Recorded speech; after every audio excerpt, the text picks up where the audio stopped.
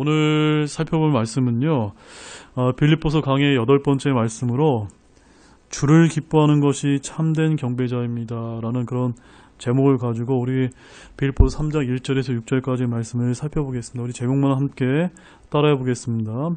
주를 기뻐하는 것이 참된 경배자입니다.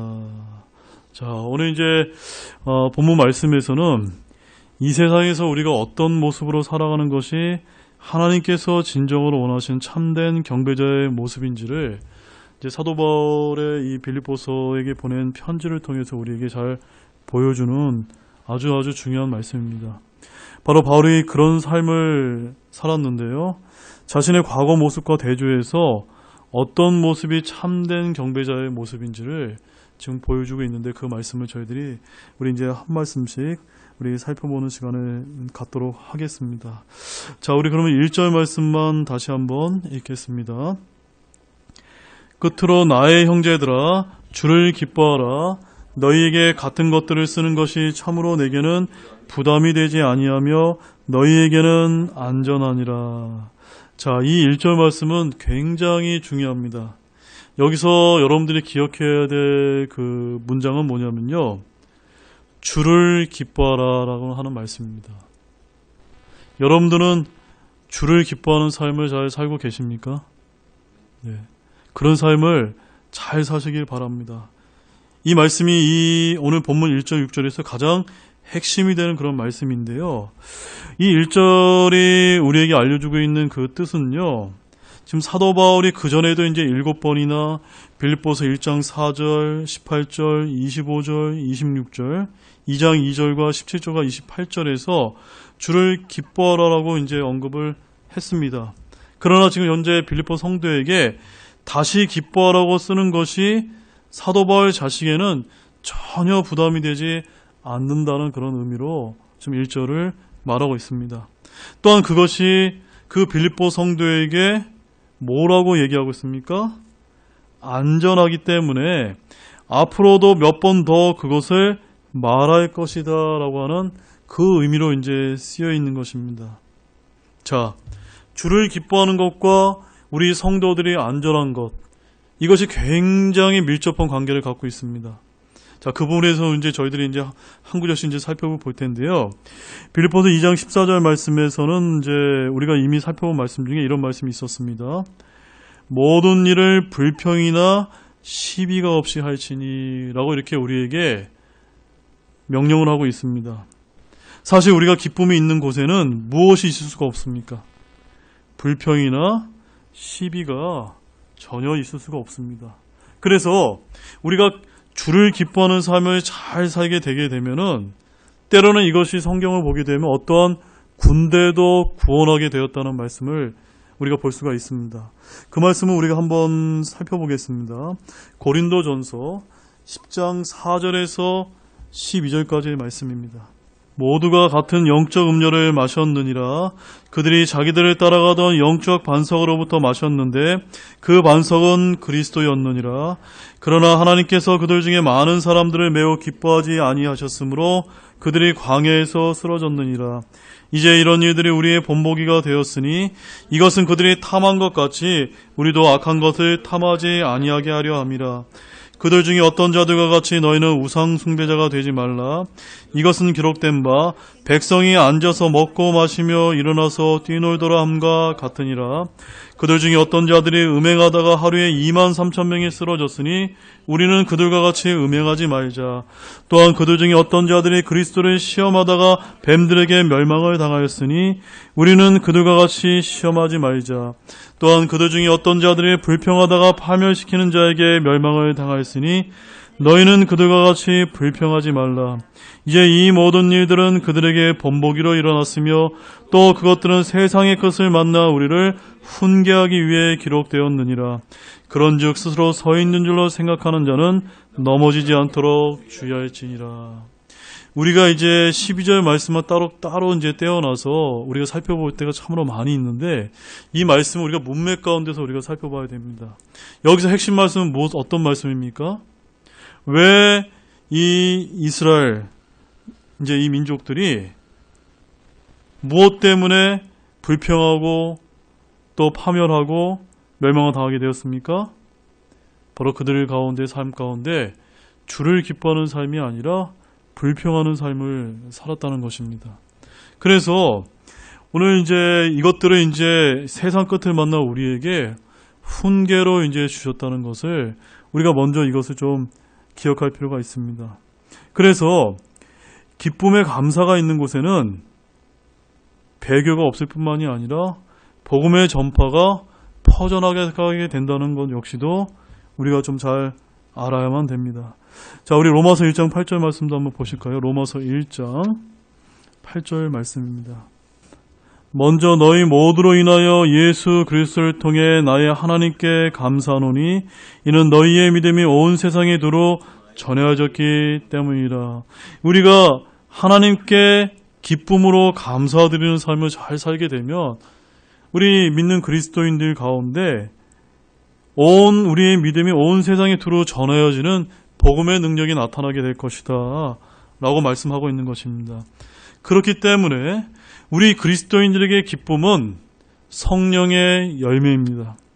그래서 갈라디아서 5장 22절 말씀에 성령의 열매는 사랑과 기쁨과 라고 얘기하면서 성령의 열매 중에 하나임을 우리에게 알려주고 있고, 또한 느헤미야서 8장 10절 말씀에서는 뭐라고 얘기하냐면요, 주의 기쁨이 너희의 힘이니라. 한번 따라해 보시겠습니까? 주의 기쁨이 너희의 힘이니라. 바로 주님의 기쁨이 바로 우리의 힘이기 때문입니다. 따라서 우리가 예수 그리스도를 믿고 구원받아서 우리 안에 성령의 열매, 이 기쁨이 넘치게 되면 바로 그것이 우리에게 힘이 된다는 것을 믿으시기 바랍니다. 그러므로 우리가 이런 말씀들을 알았다면 오늘 사도 바울이 빌립보서 3장 1절 말씀을 통해서 주를 기뻐하라고 강조했던 것처럼 저와 여러분들이 어떤 삶을 살아야 될 필요가 있습니까? 바로 우리 그리스도인들이 주를 기뻐하는 습관을 잘 개발할 필요가 있다는 그런 말씀입니다. 그래서 빌립보서 4장 4절 말씀에서도 사도 바울이 이렇게 강조를 합니다. 같이 읽어보실까요? 항상 주를 기뻐하라. 내가 다시 말하노니 기뻐하라. 한번 다시 한번 읽어보실까요? 항상 주를 기뻐하라. 내가 다시 말하노니 기뻐하라. 네. 지금 이 빌립보서 전체에서는 이렇게 주님을 기뻐하는 그런 삶에 대해서 계속해서 사도 바울이 강조하고 있습니다. 왜 그럴까요? 1절에서 얘기한 것처럼 이 기뻐하는 습관을 개발하는 것이 바로 저와 여러분들에게 안전을 보장해 주기 때문입니다. 따라서 우리가 기쁨과 감사 대신에 우리의 입술에서 불평과 또는 원망이 터져 나온다면 또 우리의 안전 역시도 보장받을 수 없을 수 있다는 것을 우리가 알아야만 합니다. 자, 본문 2절 말씀 보시겠습니다. 읽겠습니다. 개들을 조심하고 악한 일꾼들을 조심하며 살을 베어내는 자들을 조심하라. 지금 1절과 2절을 우리가 잘 대조해서 봐야 됩니다. 주를 기뻐하는 삶을 살게 되면은 어떤 결과를 맞이하게 된다고요? 안전하게 되지만 우리가 주를 기뻐하지 않고 불평하고 원망하고 또 이런 삶을 살게 되면은 그 다음에 어떤 위험이 닥치게 됩니까? 이런 개들과 같은 악한 일꾼들의 위협에 우리가 처할 수 있다는 것을 우리가 좀 잘 알 필요가 있습니다. 자, 여기서 언급하고 있는 이 개들은요, 문자적인 의미의 개가 아니라 뒤에 이어서 나오는 악한 일꾼들, 바로 살을 베어내는 자들을 말하고 있습니다. 바로 이들에 대한 설명이 3절에서도 계속해서 설명되고 있기 때문에 그 사실은 너무너무 이제 명확한데요. 3절에 뭐라고 나와 있냐면 우리가 곧 할례자니라라고 말씀하고 있습니다. 바로 왜 우리가 개들을 조심해야 될까요? 할례자들이 어떤 자들입니까? 바로 율법을 강조하는 자들이기 때문입니다. 바로 이런 율법을 강조하는 자들이 우리에게 다가온다면 우리 성도들에게 있어서 우리 안에서 누려야 될 그 주 안에 있는 기쁨을 앗아갈 수 있기 때문입니다. 그렇기 때문에 사도 바울은 이런 개들을 조심하라고 말씀을 하고 있는 것입니다. 자, 사실 성경에서 이 개라고 하는 표현은 긍정적일까요? 부정적일까요? 매우 매우 부정적입니다. 네. 그래서 저는 어쩌면 아마도 오늘날 이 애완견과 같이 이런 개들을 좋아하는 현대 문화적인 현상 역시도 마지막 때에 가까운 그런 현상이 아닐까라고 제가 조심스럽게 그렇게 생각해 볼 때가 참으로 많이 있습니다. 우리 성경을 한번 살펴보겠습니다. 요한계시록 22장 15절 말씀입니다. 개들과 마법사들과 음행을 일삼는 자들과 살인자들과 우상숭배자들과 거짓말을 좋아하며 지어내는 자는 누구든지 밖에 있느니라. 자, 마법사, 음행, 살인자, 우상숭배자, 거짓말 지어내는 자 다 우리가 이해할 수가 있는데요. 여기서 개들은 누구를 뜻할까요? 네, 이게 핵심입니다. 그건 제가 뒤에서 또 설명을 좀 드리겠습니다. 아무튼 이 계시록 22장 15절 말씀을 통해서 우리가 알 수 있는 사실은 뭡니까? 개들은 매우 부정적으로 쓰였다는 겁니다. 자, 마태복음 7장 6절 말씀 보시죠. 마태복음 7장 6절도 한번 보겠습니다. 너희는 거룩한 것들을 개들에게 주지 말며 너희 진주를 돼지 앞에 던지지 말라. 그것들을 자기들의 발밑에서 짓밟고 다시 돌이켜 너희를 찢을까 염려하노라. 자, 이처럼 거듭나지 않는 악한 일꾼들을 성경에서는 뭐라고 부르냐면요, 개들이다라고 이렇게 부르고 있습니다. 왜 그러냐면요, 여러 가지 좋은 자질을 갖춘 훌륭한 개도 있지만 개는 역시 개일 뿐이라는 겁니다. 터한 것을 먹는 그런 아주 짐승에 불과한 존재일 뿐이라는 사실입니다. 그래서 베드로후서 2장 22절 말씀에도 가보시면 거기 이렇게 기록되어 있습니다. 그러나 개는 자기가 토한 것으로 되돌아가고 씻긴 돼지는 진창 속에서 뒹군다 하는 참된 자문에 따라 그 일이 그들에게 일어났도다. 개는 자기가 토한 것으로 되돌아간다는 것입니다. 이처럼 성경에서 개라고 하는 표현이 부정적이듯 또 하나의 부정적인 동물을 들자면 그것이 무엇일까요? 돼지라고 하는 표현입니다. 바로 다양한 품종의 개가 있을 수 있지만 어디까지 개는 개일 뿐이고, 이 역시 믿지 않는 구원받지 못한 잃어버린 자들은요, 아무리 좋은 성품을 지녔다 하더라도 지옥에 갈 뿐이라는 사실입니다. 또한 구원받지 못한 어떤 사람이 구원을 받은 사람보다 더 좋은 성품을 지녔다 할지라도 그 결과는 마찬가지라고 하는 그런 뜻으로 여기서 개들을 구원받지 못한 그런 자들에 대해서 가리키고 있는 그런 말씀입니다. 아무튼 우리로 바른 믿음을 가지고 신앙생활을 하지 못하도록 이런 할례자들처럼 우리의 살을 베어나는 이런 악한 일꾼들이 우리 주위에 없는지 늘 조심하는 여러분들이 되시기 바랍니다. 자, 3절 말씀 읽겠습니다. 3절 같이 읽겠습니다. 영으로 하나님께 경배하고 그리스도 예수님을 기뻐하며 육체를 신뢰하지 아니하는 우리가 곧 할례자니라. 자, 이 말씀과 관련해서 우리 요한복음 4장 24절 말씀도 한번 보시죠. 요한복음 4장 24절.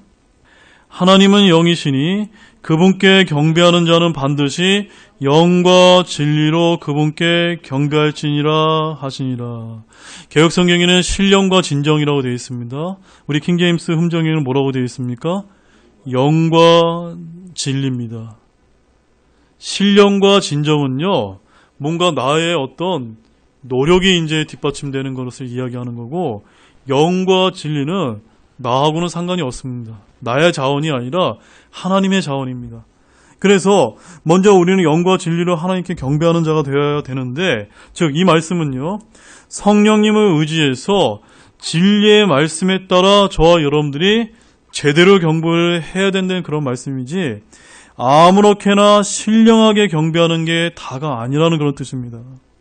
이런 참된 경배자의 모습은 그리스도 예수님을 기뻐하고 육체를 신뢰하지 아니하는 자다라고 사도 바울이 강조하고 있는 것입니다. 자, 그래서 우리 본문 3절 말씀에 보면 여기서 육체, 영어로는 flesh라는 그런 단어로 쓰였는데 이 단어가 어떻게 사용되고 있는지 한번 보시기 바랍니다. 여기서 이 육체는 옛 본성, 옛 성품을 뜻하는데요. 바로 이 옛 성품은 우리가 걸치고 돌아다니는 살갗과 같으며, 문맥에서는 2절을 보게 되면 살을 베어내는 것과 할례라는 표현을 통해 볼 때 더더욱 그렇다는 것을 우리가 볼 수가 있습니다. 그래서 바울은 3번이나 이런 표현을 사용하고 있습니다.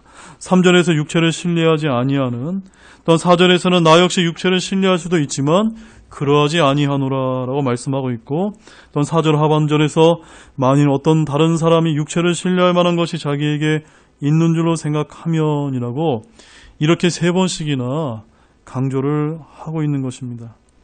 바로 우리 그리스도인들은 육체를 신뢰하지 않으며 육체와 직간접적으로 관련된 모든 것도 마찬가지임을 알아야만 합니다.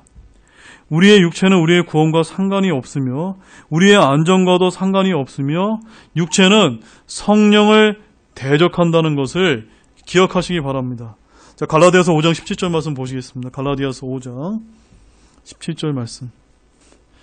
육신은 성령을 대적하여 욕심을 부리고 성령은 육신을 대적하나니 이 둘이 서로 반대가 되므로 너희가 원하는 것들을 너희가 능히 하지 못하느니라. 이렇게 육체는요, 하나님의 뜻을 따라 살아가려고 하는 이 성령과 반대되는 그런 옛 성품을 뜻한다는 것을 우리가 먼저 기억할 필요가 있습니다. 또한 육체를 신뢰하지 아니하는 우리가라고 하는 이 말씀은요, 바로 더욱이 우리가 어느 누구 안에서 기뻐하는 것이 아니라 그리스도 예수님 안에서 기뻐하는 삶을 살아야 된다는 것을 여기서 강조를 하고 있는 것입니다. 자, 그런데 우리가 여기서 조금 더 이 말씀을 좀 세밀하게 볼 필요가 있는데요. 그리스도 예수님 안에서 기뻐한다라고 하는 이 말씀이 우리가 영어 킹제임스 성경을 보게 되면 영어로 어떻게 쓰여 있냐면 Rejoice in Christ Jesus라고 되어 있습니다.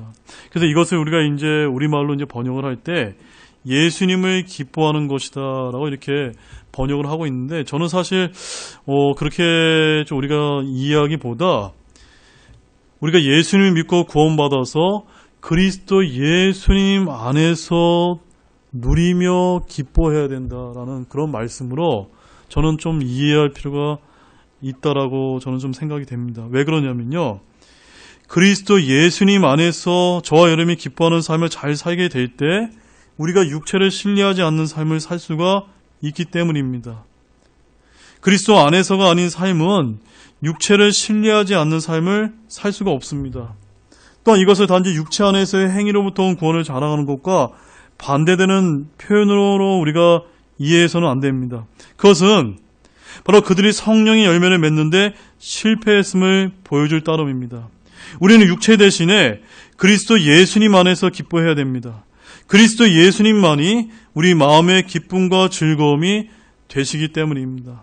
그러나 우리가 2절 말씀을 보게 되면 바울이 개들을 조심하고 라고 이렇게 말하고 있는 것으로 볼 때 그것은 분명히 어떤 외적 의식이나 외적인 것과 같은 이런 것들을 말하는 것이 아니라 어떤 사람에 대해서 말하고 있는 것을 우리가 좀 볼 필요가 있습니다. 우리 그리스도인들은 자기 자신의 육체를 신뢰하지 않아야 될 뿐만이 아니라 다른 사람의 육체 역시도 신뢰하지 않아야 된다는 것을 알아야만 됩니다. 베드로 전서 4장 6절이네요. 이런 까닭에 죽어있는 자들에게도 복음이 선포되었나니 이것은 그들이 육신으로 사람들을 따라 심판을 받으나 영으로는 하나님을 따라 살게 하려 함이라. 그러니까 이 말씀은 뭐냐면요, 이 육체라고 하는 것이 두 가지 의미를 가질 수 있다는 것입니다. 어떤 의미입니까? 하나는요, 나의 옛 본성, 내 옛 본성을 신뢰하지 않는 것을 뜻하고, 또 다른 거는요, 다른 사람을 신뢰하지 않는 것을 이제 뜻한다는 것입니다. 지금 사도 바울은 여기서 이 두 가지를 다 강조하고 있는 것입니다. 그래서 바울이 1절에서 주를 기뻐하라고 말할 때 그는 빌립보서 1장 18절과 4장 4절과 마찬가지로 그리스도인의 기쁨의 대상에 대해서 말한 것입니다. 즉 그리스도인의 기쁨의 대상은 육체, 바로 사람이 아니라 누구임을 강조한 겁니까? 주님임을 강조하고 있는 것입니다. 이것이 육체를 신뢰하는 것과 대조되는 것입니다. 말하라고 하는 것이 분명한 것입니다.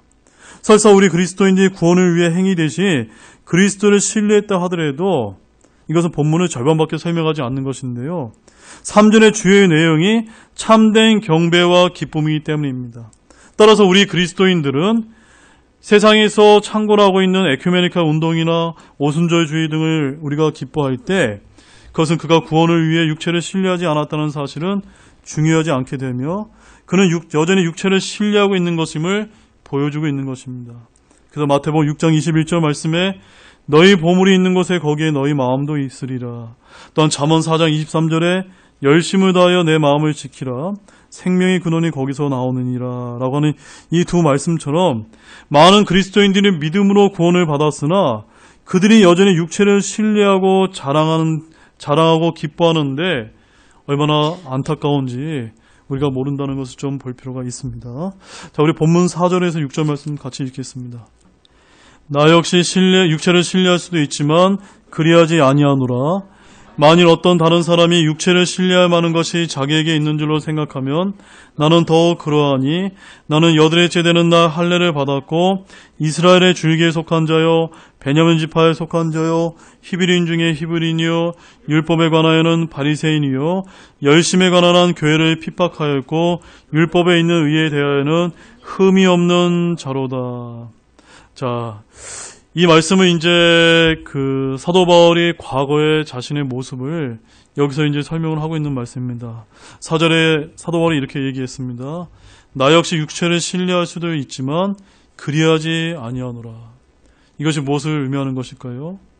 이 말씀은요, 만약 지구상에서 누군가 육체에 대해서 자랑할 권리가 있다면 바로 사도 바울이 바로 그 권리를 지니고 있었다는 말입니다. 그 이유는 5절과 6절에서 잘 언급되고 있는데요. 뭐라고 얘기했습니까? 사도 바울 자신은 여드레째 되는 날 할례를 받았고 이스라엘의 줄기에 속한 자고 베냐민 지파에 속한 자고 히브리인 중에 히브리인이요 율법에 관한 바리새인이요 열심에 관한 교회를 핍박하였고 율법에 있는 의에 대해는 흠이 없는 자로다라고 말했기 때문입니다.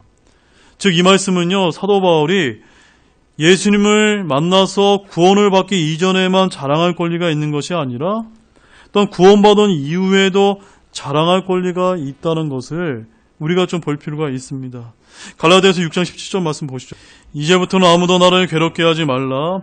내가 내 몸에 주 예수님의 자국들을 지니고 있느니라.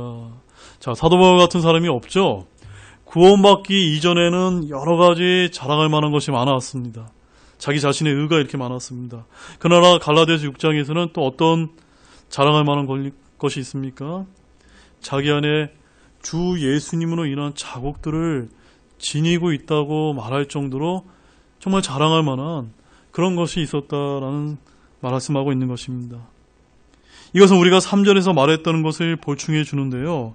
심지어 자신의 행위를 의지하지 않고 그리스도인의 완성되는 일을 신뢰하고 그 안에 쉼으로 구원받은 그리스도인이라 할지라도 여전히 육체 안에서 기뻐할 수 있다는 사실을 우리가 잊지 말아야만 됩니다. 바로 여전히 바울 육체 안에서 신뢰했던 것들이 7절에서 어떤 이득으로 표현되고 있다는 것입니다. 그 이득은 아래에서 읽은 7가지인데요. 이것들을 바울이 예수 그리스도 때문에 무엇으로 여겼습니까? 손실로 여겼다는 것입니다. 7가지. 할례, 이스라엘, 또 이스라엘 첫 번째 왕을 배출했던 베냐민 지파라는 점, 자신이 히브리인의 히브리인이요, 또한 히브리인의 가장 고상한 모형이 바리새인이었으며, 또한 이교도를 박해하는 열성적인 바리새인이었으며, 율법의 의로 말하면 정말로 흠이 없는 의인이었다라고 하는 이런 것들을 바로 예수님 때문에 이런 이득들을 다 손실로 자기가 여겼을 정도로 자기는 자랑할 것이 많았다라고 말하고 있는 것입니다. 바울은 구원받기 전에 누구보다도 더 종교적이고 열정적인 신봉자였습니다. 그러나 그것은 개가 개일 뿐이듯이 그가 구원받지 않았다면 그런 것들은 다 쓸모없는 것이라는 것입니다. 그래서 우리가 바로 예수 그리스도께서 이 세상의 구원자로 오시지 않았다면 지금 사도 바울이 자랑하는 것이 가능했을지도 모릅니다. 그러나 예수님께서 오셨기 때문에 그런 것들은 다 쓸모없는 손실이다라고 말하고 있는 것입니다. 자, 요한복음 15장 22절에서 24절 말씀 보시죠. 내가 와서 그들에게 말하지 아니하였더라면 그들에게 죄가 없었으려니와 지금은 그들의 죄를 가려줄 것이 그들에게 없느니라. 나를 미워하는 자는 내 아버지도 미워하느니라. 내가 아무도 행하지 못한 일들을 그들 가운데서 행하지 아니하였다면 그들에게 죄가 없었으려니와 지금은 그들이 나와 내 아버지를 다 보았고 또 미워하느니라. 여러분 잘 이해하셨습니까? 바로 예수님께서 이 땅에 인간의 몸을 입고 구원자로 오셔서 갈보리 십자가에서 죽으시고 부활하지 않으셨다면 아까 사도 바울이 자랑했던 그런 것들이 정말로 가능했을지도 모른다는 것입니다. 그러나 예수님께서 어떻게 하셨습니까? 이 땅에 때가 되어서 오셨기 때문에 우리는 이제 그런 것들을 자랑해서는 안 된다는 것입니다. 자, 우리 마지막 말씀으로 갈라디아서 4장 3절에 4절 읽겠습니다. 시작. 이와 같이 우리도 아이였을 때에는 세상의 초등원리 밑에서 속박당하였느니라. 그러나 충만한 때가 이르매 하나님께서 자신의 아들을 보내사 여자에게서 나게 하시고 율법 아래 있게 하셨나니 이것은 율법인 아래 있는 자들을 구속하시고 또 우리가 아들로 입양되게 하려 하심이라. 이 말씀은 여러분들 잘 이해가 되셨습니까? 우리도 아이였을 때 지금 누구를 가리키는 겁니까? 바로 사도 바울이 아까 자기가 할례자요, 이스라엘이요, 베냐민 지파요, 히브리인 중에 히브리인이요, 내가 율법의 의로 말하며 흠이 없는 자라고 얘기했던 그런 모든 것들이 바로 아이의 상태였다는 것입니다. 바로 세상의 초등원리의 밑에서 속박당해 있었다는 것입니다. 바로 율법 아래에 있었다는 것을 말하고 있는 것입니다. 그런데 누가 오셨습니까? 충만한 때가 되어서 하나님께서 자신의 아들을 우리에게 보내서 여자에게 나게 하시고 율법 아래 있게 하심으로 말미암아 저와 여러분들을 구속하시고 구원하게 하셨다는 그런 말씀입니다. 우리를 아들로 입양하게 하셨다는 그런 말씀입니다. 따라서 우리 예수님께서 오시지 않았다면 우리는 소망이 없는 자라는 것을 말씀을 하고 있는 것입니다. 이처럼 우리가 세상 가운데서는 카톨릭이나 또 여러 가지 이단들이나 모두 육체적인 방법으로 육체를 깨끗하게 하여 의인처럼 되고자 여념이 없는 그런 종교단체들이 굉장히 많이 있습니다. 그들은 누구도 개가 배설물을 좋아한다는 것을 이해하지 못하고 있고 만약 사람이 흠없이 행한다면 하늘을 소유할 수 있더라고 그들은 착각하고 있는 것입니다. 그래서 구원받기 전에 바울은 흠이 없었으나 갈 곳이 정해 있었던 그런 사람임을 우리가 이 말씀을 보아야만 합니다. 바로 이 바울의 과거의 모습은 저와 여러분의 모습과 동일하다는 것입니다. 그러나 우리는 지금 어떠한 상태에 있는 것입니까? 바로 예수님을 믿고 구원받아서 이제는 하늘나라로 갈 것이 정해져 있기 때문에 주를 기뻐하며 참되게 경배하는 그런 여러분들이 되어야만 되는 것입니다. 이런 삶을 잘 사는